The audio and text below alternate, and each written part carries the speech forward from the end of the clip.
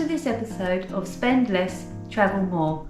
We're Martin and Michelle from Live Life Now, and we've been early retired now for just over 2 years. And one of the things we want to do is travel more.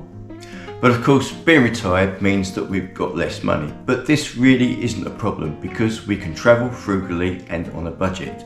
We've had some absolute wonderful experiences and adventures recently, and we've really got under the skin of the countries we visited. We do have a van, a house on wheels, so that helps with accommodation costs. But we do like to fly to other countries too, so this isn't just for people with a van, it's for anybody who wants to spend less but travel more. And you'll find a lot of these tips interlink and overlap naturally. First up, the budget. Now, it's not the most exciting one to talk about, but it's a pretty important one. So we need to decide what the budget is, and we also need to try and stick to it. But how do we decide what the budget is? Well, for us it's a mixture of the money that we've got available to spend in a year and what we want to spend on that particular trip, and also what the experiences we want to have on that trip.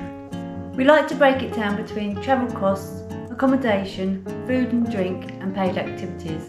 And once we're there, the food and drink and paid activities helps us decide when to eat out and which paid activities to choose. And in terms of checking the budget, if we're on a long trip, we tend to check that budget every few days. If we're on a short trip, we just do a rough sum up at the end of each day, and this helps us keep on track. So next up, food and drink. When we're in a new country, of course we want to try the local food. It's a big part of the experience, but eating out in restaurants can be costly, so we need to minimise that. But that's okay, because when we do eat out, it makes it quite special, a bit like having a date night. So it's a case of choosing when and where to get the best value and the best experience. And we never eat out in the central tourist spots. We always walk a few streets away where we can find something better and cheaper. And in terms of where we stay, if we're staying in an apartment, it's going to be outside the centre of the city, or the same goes for a campsite, which means we'll be eating in the restaurants where the locals eat, which are always much more authentic and much better value.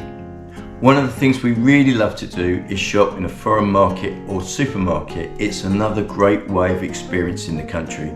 We'll buy something for dinner that night, take it home, cook it in the apartment or in the van.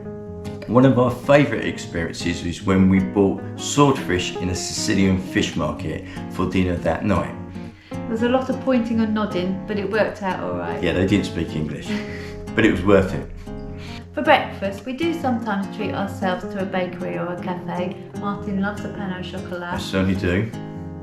But on the whole, we bring our food, especially when we're in the van, and if we're flying, we buy it at the beginning of the trip. And for lunches, we also like to use bakeries or supermarkets to try local food and not spend that extra money in cafes or sit-down restaurants. If you're in a country where you trust the tap water, ask for the tap water in a restaurant, because you'll save yourself a packet, because in a restaurant mineral water is always €5 or €6. And we always try to avoid buying water full stop. So we always have our water bottles with us. This is mine, and it's thermos that keeps it really cold, and I love it.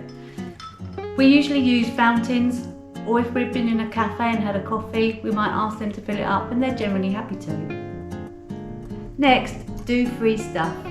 To explore a new city doesn't have to cost you lots of money. There are always plenty of free things to do.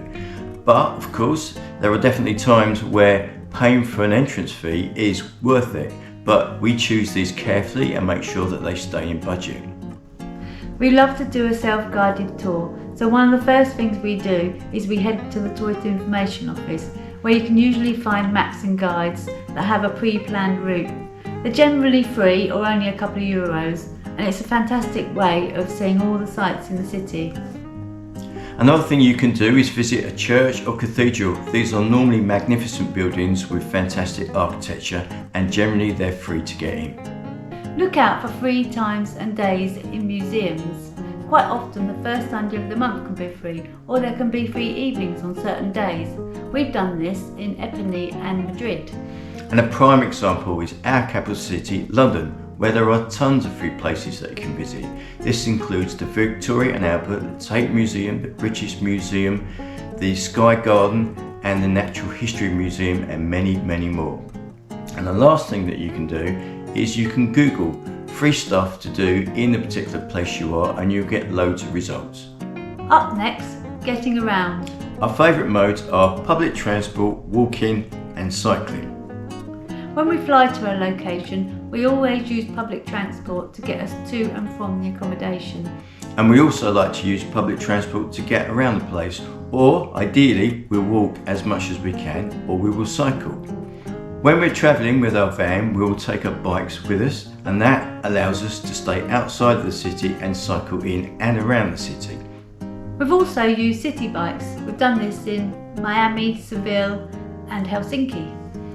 And what we find with the city bikes is that once you've paid your basic fee, if you check in the bikes within the 30 minutes, you pay no more than the basic fee, so therefore you know exactly what you're paying. And on the odd occasion we have used Ubers where there is no public transport available or it's too dark to be safe for cycling or walking. Next up, accommodation. We always choose to stay in apartments or campsites outside the city centre or in smaller towns which are less touristy.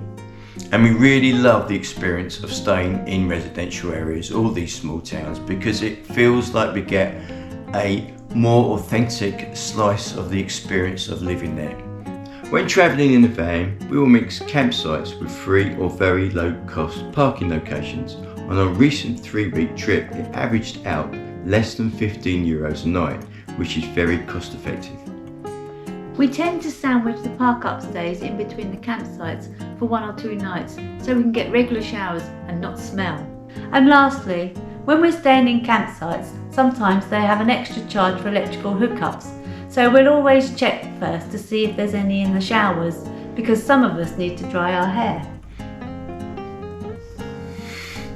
So if there is, we don't need the electrical hookup. Next up, when to travel. So as we're retired, we are lucky enough to be able to travel in the shoulder seasons and off-peak. This makes a massive difference to the cost. We also find if we fly from Monday to Thursday, this is also much cheaper as opposed to the weekends. And if you're travelling by ferry or shuttle, early in the morning or from late afternoon is also much cheaper. And next up, don't spend money at the airport. We always try to spend as little money as possible at the airport because we want to save it for our destination. So we always take our own food and bring our water bottles, as we said, wherever we go. We fill them up at fountains, and if you can't find a fountain, generally you can find a cafe and ask them, and they're happy to fill it up for you. The only thing we might buy is a coffee, and then at the airport, and then on the aeroplane, if it's a long flight, we might have a coffee too. So what we're trying to say is you can have a great time without spending a lot of money. As we've had many amazing adventures on a small budget. And on that note, we're really looking forward to sharing with you our French road trip adventure very soon. And if you haven't seen our previous European road trip, please check it out. And if you've got any tips for us or questions, please put them in the comments below. And that just leaves us to say thank you for watching.